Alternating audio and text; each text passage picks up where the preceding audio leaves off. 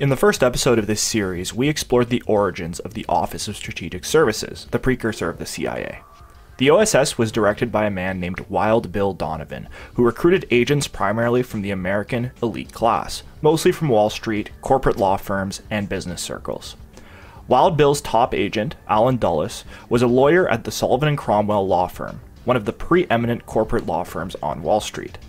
Dulles will go on to become the CIA's first civilian director, and be an instrumental force in expanding American intelligence. He will be a very important character for the beginning of this series.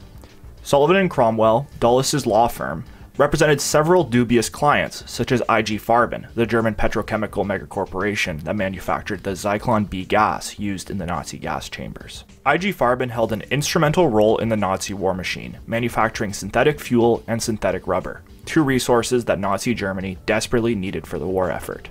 Alъn Dulles continued to serve his clients' interests throughout the war, defying FDR's policies of unconditional surrender in Europe, as we will see throughout this episode. Now that the recap is complete, let us get into Operation Sunrise and the second part of this series. For most of the war, Alъn Dulles was stationed at the OSS office in Bern, Switzerland. The setting was perfect for the dubious intelligence agent, as the neutral ground allowed him to parley with Nazis and fascists throughout the war, without attracting attention from Allied forces.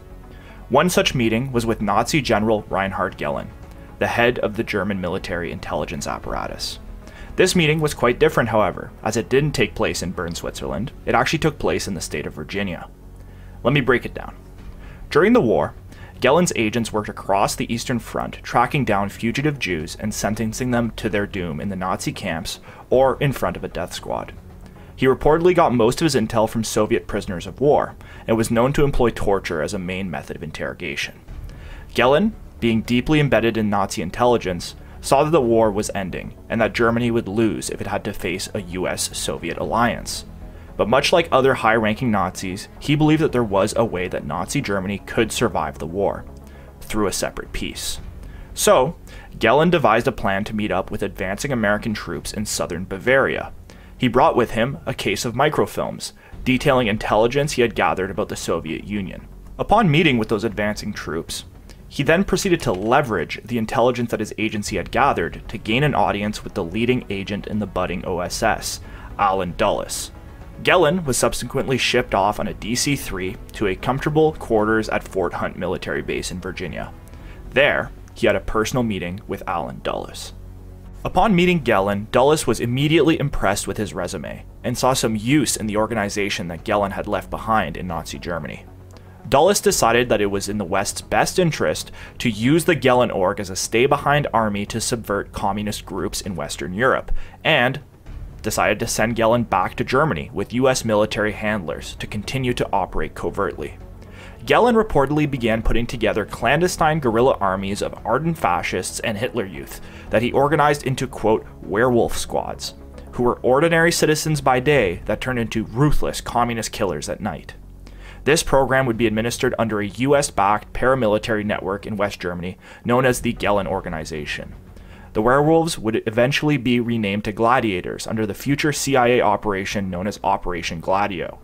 These would form the backbone of the future post-war European political climate.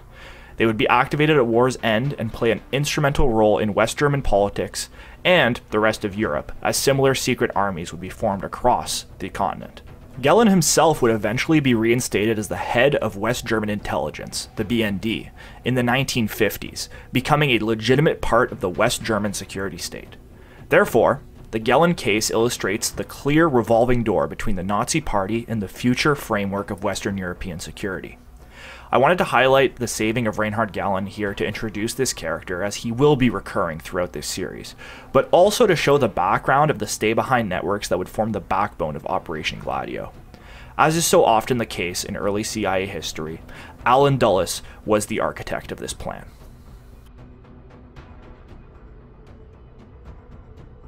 Now, Alъn Dulles shared Gehlen's aspiration for a separate peace with Nazi Germany, and would do everything in his power to reach that goal. These actions were highly treasonous, as FDR had promised Stalin at Casablanca that he would not sign a separate peace with Germany and would follow the Soviet policy of unconditional surrender.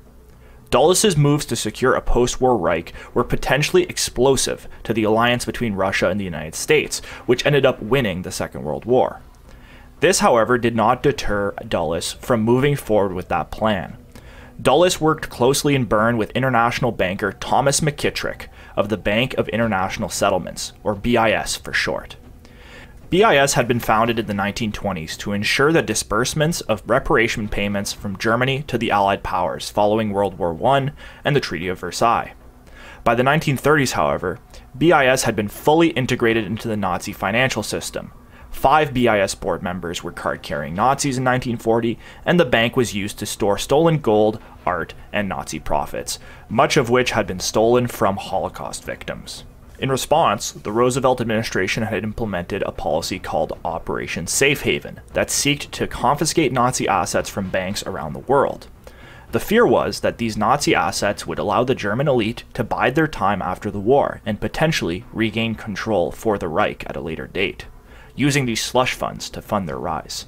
This policy directly impacted the Dulles brothers, as 2 of their major German clients at Sullivan & Cromwell, IG Farben and Merck KGaA, the German pharmaceutical giant, had funds stored in BIS from their war profiteering in Nazi Germany. Both Allen and Foster Dulles, forever helpful to their clients, would see that BIS funds would remain with their Nazi clients until the end of the war. Foster Dulles, the Sullivan & Cromwell law partner, and Allen Dulles' brother, created an intricate network of shell companies that would shuffle BIS funds in a dizzying and complex series of transactions. This essentially worked to launder the dirty Nazi dollars. Allen Dulles, the OSS agent in Switzerland, then worked to destroy all paper records of these transactions, essentially shielding his brother Foster from any investigations. He was well placed for this as well. The headquarters of BIS was in Bern. Some of these assets would never be recovered, ending up in the hands of fascists across Europe. Much of this funding was unaccountable and likely aided in building the underground far-right networks that developed across Europe during the Cold War. Now, there's a couple of key takeaways here. Firstly, Allen and John Foster Dulles were beginning to display their cunning efficiency when they worked together as a team. The Dulles' circumventing of FDR's Operation Safe Haven foreshadows the brothers' future work they would undertake as CIA Director and Secretary of State in the Eisenhower administration in the 1950s. Together, this team would lead Eisenhower's foreign policy apparatus, conducting some of the most blatant and illegal acts in American intelligence history. The acts undertaken by the Dulles-Eisenhower team would also cement the CIA as a ruthlessly efficient organization that gets results, no matter the cost or the morality of the action. The second element to note is John Foster Dulles' use of shell companies to circumvent financial oversight. Shell companies are fake corporations created usually by intelligence agencies or organized crime elements to mask illegal financial transactions. Shell companies will play a central role in the CIA's future operations, especially when drug smuggling or organized crime elements are involved. I think it's interesting to see this strategy used so early by the elder Dulles brother, but also, just as a side note, the use of shell companies is part of the reason why learning this history is so difficult. Following financial transactions is both tedious and difficult because of how complex these transactions can become. So when we get to more complex topics such as Iran-Contra or the French connection, we're going to see that shell companies play a large role and purposely obfuscate the public's knowledge of these transactions and of what these agencies are actually doing. Some of Dulles' most treasonous and morally reprehensible acts during the war were his concerted efforts to save Nazi war criminals from justice at Nuremberg. The big 3 Allied leaders, FDR, Churchill, and Stalin, had warned the Nazis that their war criminals would be punished to the full extent of the law. When the war came to a close, Churchill and Roosevelt even proposed taking matters into their own hands and personally shooting the 50 to 100 major Nazi war criminals on their list. It was actually Stalin, the Man of Steel himself, that recommended that they hold a trial to give their punishments legitimacy. The site they chose was Nuremberg, the German city that had once been the chosen location of Leni Riefenstahl's monumentous Nazi propaganda film Triumph of Will, which featured endless crowds of adoring Germans cheering on the Führer himself. In 1945, Nuremberg was quite different than that scene. It was a desolate place. much like the rest of Germany. Holding the war crime trials at the once illustrious propaganda center of the evil empire was clearly symbolic. Following the announcement of the Allied war criminal policy, Alъn Dulles and Wild Bill Donovan immediately got to work devising plans to free useful Nazis from justice at Nuremberg. During their deliberations, Dulles and Donovan targeted, firstly, Hermann Göring, the Reichsmarshal of the Third Reich and Hitler's named successor. For the Wall Street OSS agents, Göring was simply one of them. He had amassed massive amounts of wealth during the war, organizing and consolidating the German steel, mining, and weapons industries under the Reich. He seemed like a perfect candidate for a potential separate peace, and clearly had immense resources that could be used to rebuild an anti-communist Europe. However, Göring was too high profile for even Dulles and Donovan to save. It would have raised too many alarm bells at the White House. They decided to focus their efforts on Hjalmar Schacht, Hitler's personal banker. Schacht came from the same elite world as Dulles and Donovan, and remained a respected member of the international banking class in London and New York throughout the war. Most importantly for Dulles and Donovan, Schacht knew the location of the hidden Nazi fortunes that had been tucked away before the fall of Berlin. Well, long story short, Donovan was able to circumvent Robert Jackson, the Supreme Court justice assigned by Roosevelt to oversee Nuremberg, and he was able to save Schacht from sentencing. Allegedly, Dulles and Donovan fabricated sympathetic stories about Schacht that he was exiled from the party and harbored no anti-Semitic views. This was all fabricated. Although Donovan and Dulles were able to save Schacht from the gallows, not even these two men could save the interminable Göring, despite their best efforts. As we will see in the next section, which will comprise the rest of the video, Hjalmar Schacht was only one of many Nazis saved under the OSS's Operation Sunrise. Now, before we move on, there's one last thing that I will not be covering in detail, but is definitely worth checking out if these topics interest you. Immediately after the war, the US military intelligence apparatus, so at the Pentagon, got to work on Operation Paperclip, which was a scheme to smuggle Nazi scientists out of Europe to work on the American space program and nuclear weapons technology. Since this operation is not directly linked to the CIA, I will not cover it in detail, but it does plainly show how the entire US security state shared a desire to work with former Nazi elements to subvert the Soviet Union. Interesting note to make, this is the last time I'll mention Operation Paperclip specifically.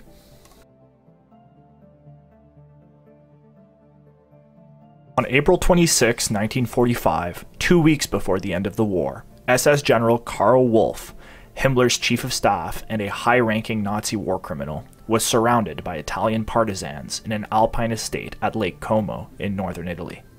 Wolff had been charged with the occupation of northern Italy following the collapse of the Italian fascist government in 1943. He was particularly hated and targeted by the Italian resistance fighters because of his revenge killing of civilians following attacks on SS locations, and the torture of several partisan fighters. Wolff had distinctive Aryan features, which made him somewhat of a celebrity in Nazi Germany. Allegedly, he had a close personal relationship with Hitler, who used to parade him around at high-ranking Nazi dinners as an ideal Aryan specimen. Ultimately, Wolff was a Nazi until his death, recalling his cherished memories with Hitler into his old age. Luckily for the embattled Wolff, he fit into Dulles's post-war vision of a separate peace with Nazi Germany, to block the Soviet-aligned Italian partisans before they reached the Eastern Front. This would guarantee that the West would have a say in post-war Italy. Wolff was a key of this plan, which Dulles called Operation Sunrise. Dulles realized that he could not take on the operation on his own, at the risk of insubordination, as the FDR administration was following a policy of unconditional surrender, as I had previously mentioned. Dulles instead put Gero von Schultz-Gavernitz on the mission instead.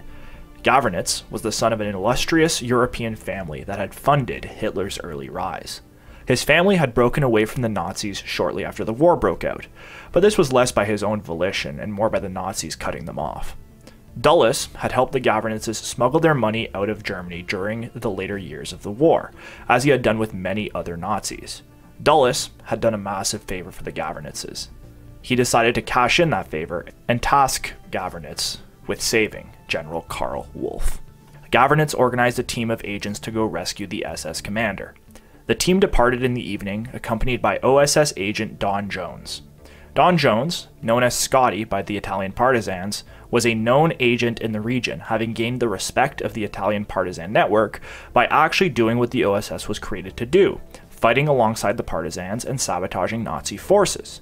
Scotti betrayed those that he had fought alongside during the Nazis' brutal northern Italian campaign.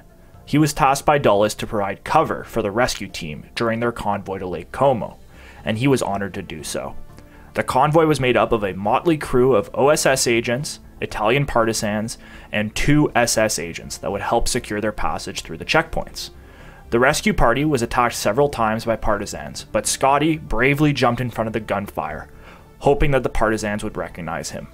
This strategy mostly worked, despite the convoy getting hit by grenades and gunfire throughout the night. When they finally arrived at the Lake Como estate late in the evening, Wolfe was awaiting them in his SS uniform.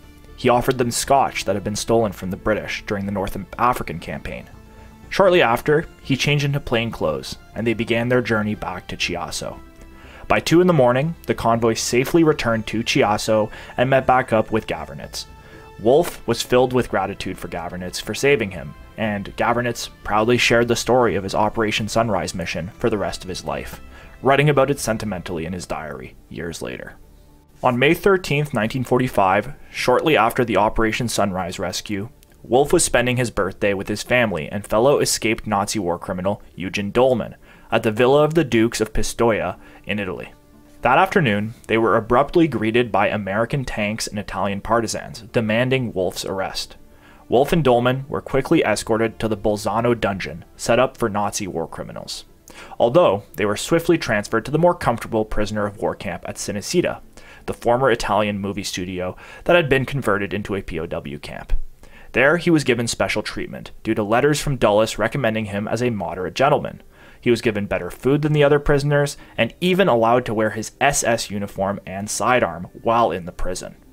Dulles had promised Wolfe immunity from trials and stood by his promise, due partly to his respect and use for Wolfe, but also due to the serious repercussions to his own career if Wolfe testified about his treasonous acts in Operation Sunrise. Wolfe was later transferred to a small US POW camp in Gmunden, Austria, which featured a lakeside resort and spa.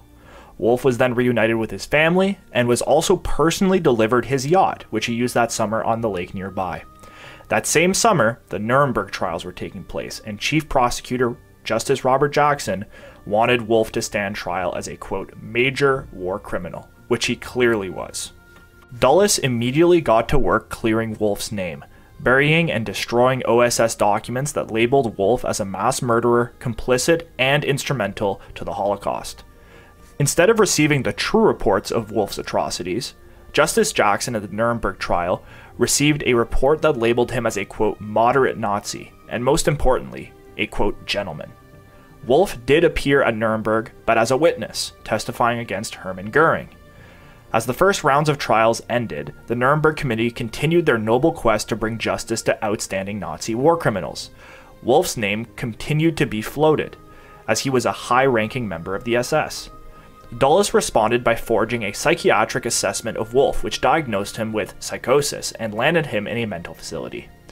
Dulles tirelessly worked to save this horrible man because he saw a future for him in post-war Europe. But Wolfe also held a trump card: blackmail. Wolfe knew that Dulles was being insubordinate by attempting to save him. To continue to pressure Dulles to take increasingly illegal and immoral steps to free him, Wolfe even sent a letter to Harry Truman outlining some details of Operation Sunrise. Dulles was furious, but he had no choice but to continue working to free Wolfe. Finally, in 1948, Dulles was able to secure Wolfe's transfer to a jail in Hamburg. There, he would be put on trial, not for war crimes, but for, quote, denazification purposes. During the trial, the judge read a glowing affidavit personally written by Dulles, recommending that Wolfe not be prosecuted. The ever-loyal Gavernitz appeared at the trial and provided a personal character witness to Wolfe. Ultimately, Wolfe's sentencing was influenced by these powerful actors, and he was only sentenced to 4 years for being a member of the SS and being aware of the horrible crimes. Once again, the restless Dulles lobbied a bit more and got his sentence reduced to time served. Wolfe was a free man in Europe in June 1949. So I really wanted to illustrate this story because it just, first of all, I think it's a very interesting story just from a purely intelligence point of view. It reads much like a real-life James Bond story, maybe a bit of a perverted one since, you know, the forces that the OSS were fighting for at this time were not exactly noble. But also, I wanted to raise this just to show what the fate of these people ended up being, especially Karl Wolff. So Karl Wolff lived out the rest of his days in post-war Germany, working as an advertising executive, as he had before the war. In the 1950s, he would form a neo-fascist party in Germany called Ferret. I might have mispronounced that. And in 1956, he formed a men's club for former SS officers. Thanks to Dulles' hard work and determination, another horrible Nazi war criminal walked freely in post-war Europe. And that had been the plan from the beginning, to keep as many of these elements around to be used in the post-war environment.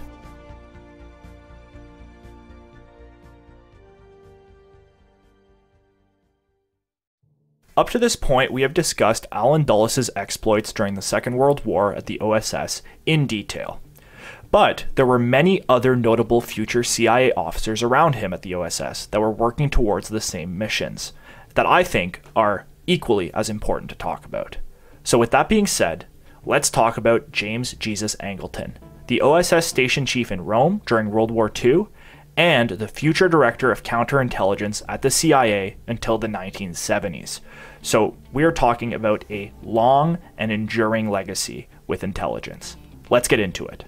James Jesus Angleton was the son of Hugh Angleton, the owner of the National Cash Register Company and the president of the American Chamber of Commerce in Italy.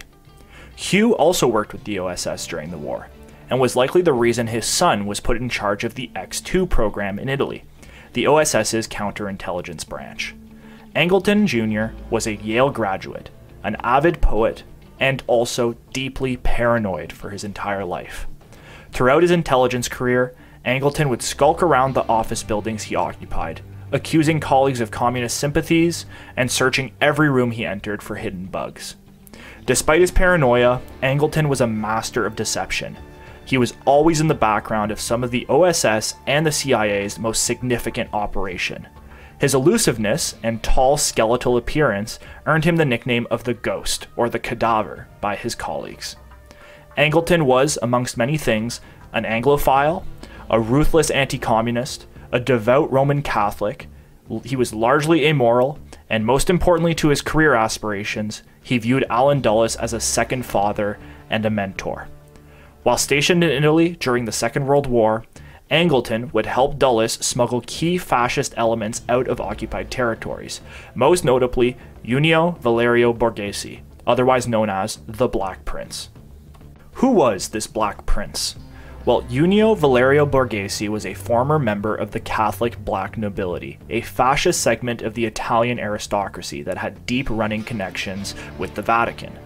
Throughout the war, Borghese fought alongside the Italian fascists, and unlike many of Mussolini's followers, the Black Prince refused to surrender.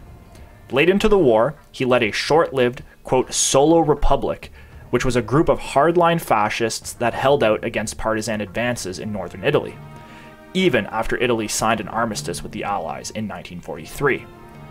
He led a militia group called Xmas that perpetuated untold horrors on the communist partisans funded by the Italian Communist Party, otherwise known as PCI. The Black Prince had crossed paths with good old General Wolff before he was deported to a POW camp. The meeting was held at a villa on Garda Lake, and was also attended by Angleton.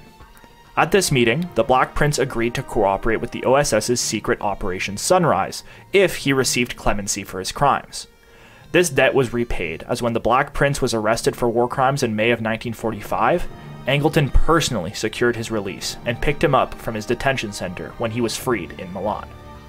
After freeing the Black Prince, Angleton and Wild Bill Donovan toyed with the idea of a scheme to install Borghese as the new king of Italy, at least in the Catholic-dominated South. Instead, they opted for a less high-profile plan, using Borghese as the commander of Gladio forces in Italy. So, Borghese was given US State Department funds under the auspices of, quote, operational resources for the formation of an Italian police force and military. And just like that, the Black Prince was the commander of a shadow army in Italy. Borghese organized his army into 40 groups, 10 of which specialized in sabotage, 6 in espionage, propaganda, and escape tactics, which was essentially just another word for smuggling war criminals to South America and the Middle East, and a staggering 12 divisions dedicated to guerrilla fighting.